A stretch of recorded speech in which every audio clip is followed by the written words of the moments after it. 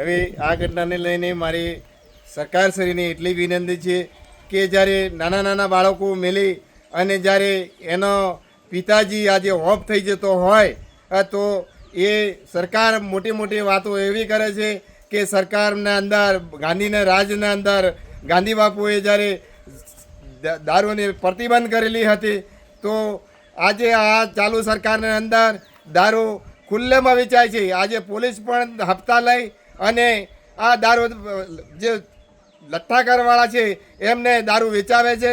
અને સરકાર જ્યારે ગાંધીનગરની અંદર હવેલીની અંદર ત્યારે જે એમએલએમાં બેઠેલા છે તો એ નથી એમના અધિકારીઓને કહી શકતા કે ભાઈ આ દારૂ ક્યાં વેચાય છે, તમે શું કામ કરી છો, કયા બીટમાં તમે નોકરી કરો છો, કયા બીટમાંથી આ લઠ્ઠાકાંડ બન્યું છે, ક્યાં દારૂ ગળાય છે, એ પણ અધિકારીઓ કોઈ ધ્યાન દોરતા નથી. અને જ્યારે આજે દારૂની છૂટી થઈ ગઈ છે, રેલામ રેલન જાય છે અને એ જ્યારે ભાવનગરની અંદર દારૂ પીવામાં આવ્યો છે તો એ સમયે આ મારા ભત્રીજો છે ત્યાં નોકરી કરતો હતો તો એ સાંજના 6 વાગ્યે છૂટીને એના રૂમ ઉપર આવતો હતો એના છોરાબાઈને પાસે.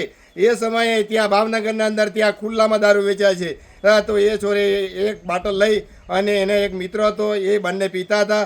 તો એમાંથી પેલા એકને તો અસર ઓછી થઈ છે, મારા ભત્રીજાને અસર વધારે થઈ છે. તો મારા ભત્રીજાને 4 દિવસ 3 હોસ્પિટલોમાં એ બદલી છતાંય ઓક્સિજન ઉપર રહ્યો.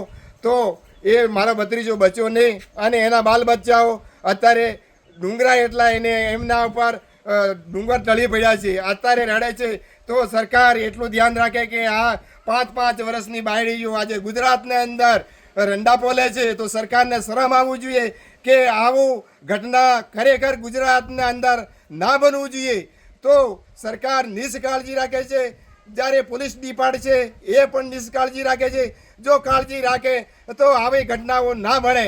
એટલે મારી ખાસ 2 હાથ જોડો, ત્રીજું માથું નમાવું છું. સરકારને એટલી જ વિનંતી કરું છું કે આ જે ગાંધીના રાજના અંદર આ સરકારના અંદર જ્યારે જાહેરમાં દારૂ વેચાતો હોય તો સરકારને શરમ આવી જોઈએ. એટલે હું આ જ્યારે સંતરામપુર તાલુકાનો રહીશ ડામોર લક્ષ્મણભાઈ અખમાભાઈ અને મારું રહેઠાણ છે ગામ બુગાડ અને પોસ્ટ ચિતવા અને જિલ્લો મહીસાગર છે. આટલું કહી હું આ મારી વાણી પૂરી કરું છું.